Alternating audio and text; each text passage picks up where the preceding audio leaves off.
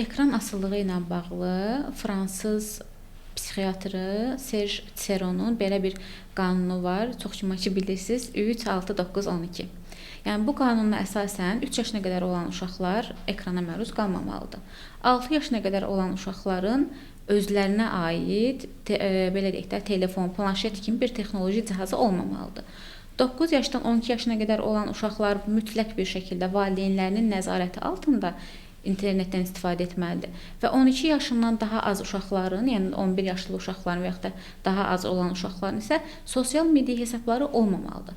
Bəs siz bu qanunu nə dərəcədə qiymətləndirirsiniz və valideynlər bu qanunu tətbiq edərkən, yəni bu qaydanı tətbiq edərkən nələrə diqqət etməlidir? Bu qanun tətbiq olunsa, əslində çox gözəl nəticələri olacaq. Amma gəlin bir reallığa baxaq. Tətbiq olunurmu? Olunmur. Xeyr, olunmur. Bugünkü gündə əksər ailələrin yataq otağında belə televizor var. Uşaq yatanda telefona baxır, televizora baxaraq yatır. Halbuki yatmazdan öncə ən azı 1 saat öncəsindən bütün ekran sönməlidir. 30 dəqiqə öncəsində artıq işıqlar azaldılmağa başlamalıdır ki, uşaq sakit bir rejimdə yata bilsin. Telefonla yatan uşağın yuxusu da düzgün olmur. Uşaqlar normal şəkildə yata bilmirlər, yuxu rejimləri də pozulur.